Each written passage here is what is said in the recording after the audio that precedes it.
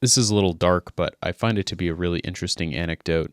Prior to the invention of the printing press, witches in Europe were regarded by the various churches they had different opinions about witches. They all generally sort of believed in them. Some sections believed in the way we do now, where they were the sidekicks of the devil.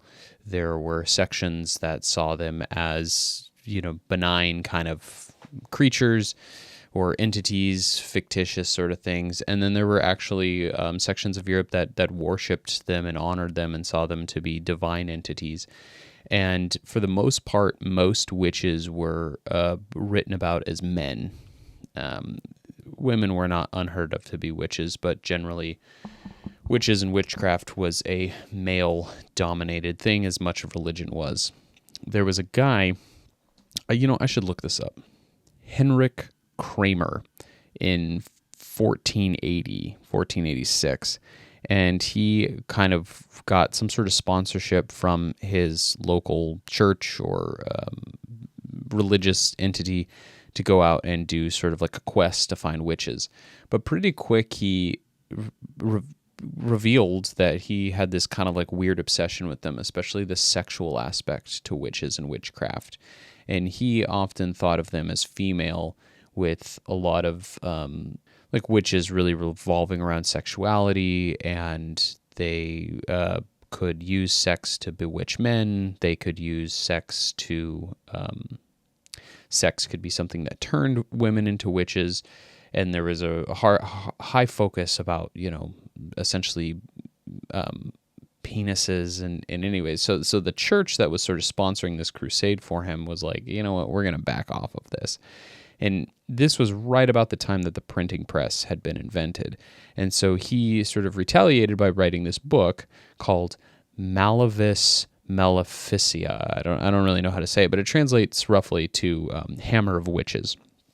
And this book became one of the best sellers of that time.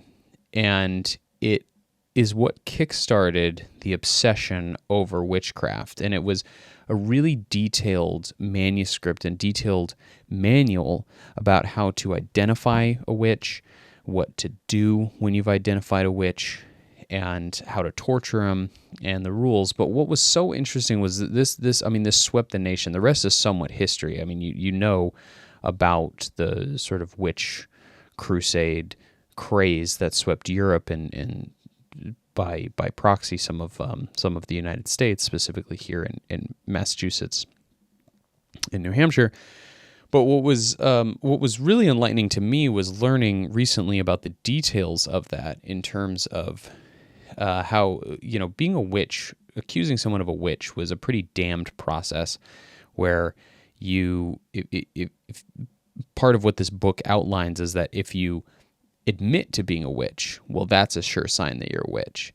But if you refuse to admit that you're a witch, well, that is a sure sign that you're a witch, because that's how witchcraft works. And both of those outcomes caused you to be executed. So you were truly damned if you do, damned if you don't. And it was especially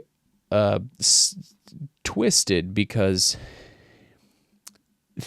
how it worked was that if you were accused of being a witch and then you were executed, your property was split among the accuser, the executor, and sort of like the judge or the jury of that. So there was a lot to be gained by accusing someone of a witch, and once you made that accusation, there was almost no outcome that wasn't them being executed and their stuff being split up. And they were accusing women specifically of being a witch as young as 5 years old.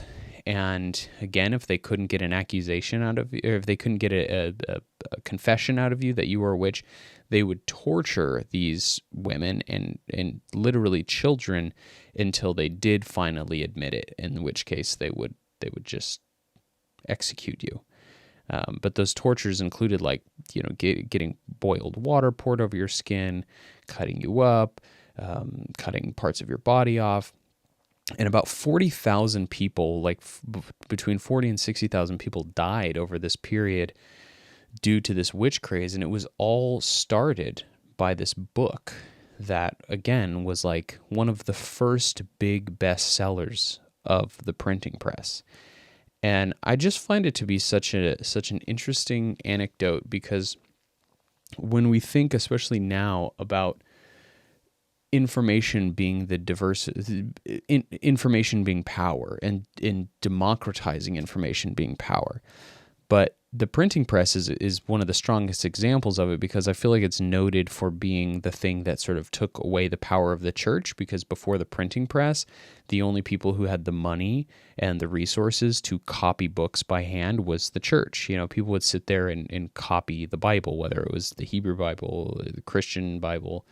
That was just sort of how books were controlled and information was controlled. So then when you finally create the printing press that allows anybody to spread their dogma and their beliefs and their ideologies, what comes almost out of the gate is one of the most horrific and evil times in European history, in terms of people just being really drawn to this book too, because again, it was a lot about sexuality. People were really intrigued by these kind of stories of orgies and sex and murder and child murder, and it reverberates almost with like modern podcasts,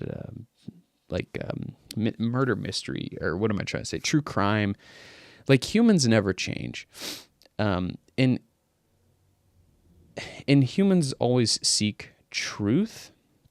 We're drawn to the idea of truth, but we are really bad at discerning what truth is. Maybe not even that we're bad at it, but by nature, pursuing truth is difficult. And I'm listening to this book right now that actually deals a lot with kind of what is the definition of truth and how is it regulated. And like the big kind of thesis of the book is that the difference between a conspiracy and a scientist is self-regulation, because a conspirator will be skeptical of everything, but when it comes to their own beliefs, that skepticism goes away. But science has this, their scientific organizations have this centered skepticism, where they look at, like the theory of evolution. If somebody were to disprove the theory of evolution, the consensus among these scientific organizations, presumably, and I do believe, would change. But yeah, I thought digging a little bit more into the history of witchcraft, and specifically this book, and the time period of 1486 1487 was the date of issue, being, this brutal prosecution of witchcraft during the 16th and 17th centuries. Just fascinating. That's all. I know that's super dark, but I think it's it's an interesting anecdote, and it was on my mind.